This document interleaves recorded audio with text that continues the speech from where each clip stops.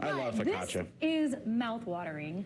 Focaccia, what is it? Focaccia is that wonderful Italian bread that we all know and love, that we've eaten thousands of times and wondered how easy it is to make it. And that's what we're going to do today, is show you just how easy it is. I love that. Right. Yeah, so what I've got in here, I've got 2 cups of warm water, just warm tap water, a little bit of olive oil, a touch of honey, and then a packet of dry yeast. Okay. So anytime you use yeast, you need a little bit of sugar, and that's what it feeds on.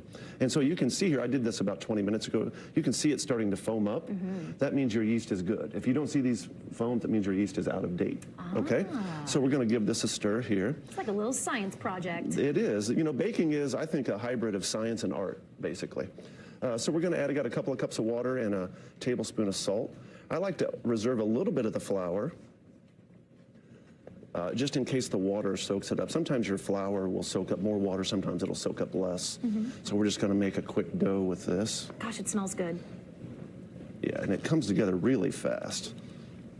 This is the hardest part of the focaccia making process, really. What goes well with focaccia? Oh, we can do anything. You can certainly make it into breadsticks. You can make sandwiches. You can do pizzas with it. Oh, that's a great idea. Yeah, so it's extremely universal. But you can see how fast this dough comes together. And we're going to take it just to its tacky form. It's not sticky to where it's like getting crazy, but it is just a bit tacky. And then what we're going to do is we'll put this in a clean bowl with olive oil. We'll kind of put olive oil all over it, let it rise to for about 2 hours at room temperature. Or you can put it overnight in the fridge, which is actually pretty good because it develops the yeast flavors. Okay. And then so we're going to show you the finished product here. Oh, so excited. Yeah, this is the unveiling here. Look at this. Oh, wow. So you can make this ahead gorgeous. of time. Yeah, you can make this focaccia ahead of time and then just warm it up like I did. The smell, it just hits ya. So we're going to cut this into some breadsticks here.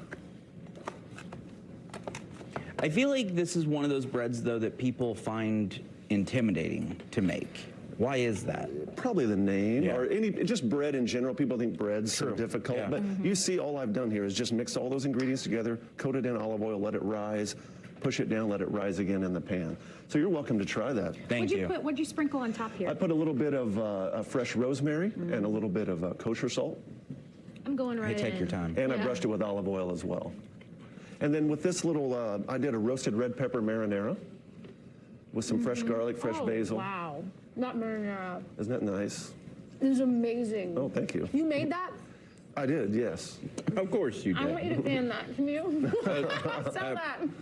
Yes. That is so good. You get a nice, like, crisp crunch, too. Yeah, you've got the outside, and then you've got that nice, like, you can see the airy pockets in here. If you look, you can see that. That's where that yeast is developed.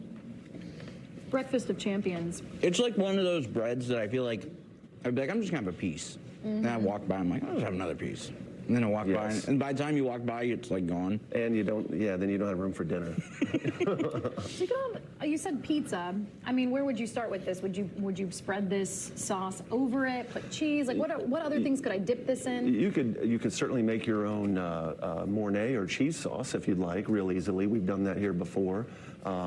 But for a pizza, you can cut it all the way in half, like fillet it, split it open, and then make your pizza that way. Or make your focaccia a little thinner. I like this thick, but you can press it down, make it a little bit thinner.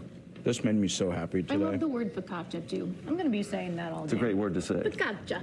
Chef Charles, great job. We're going to do a sandwich with this in a little bit. Oh, that's right. We're going to do an eggplant parmesan sandwich with the focaccia with oven roasted tomatoes, which are so great. So healthy.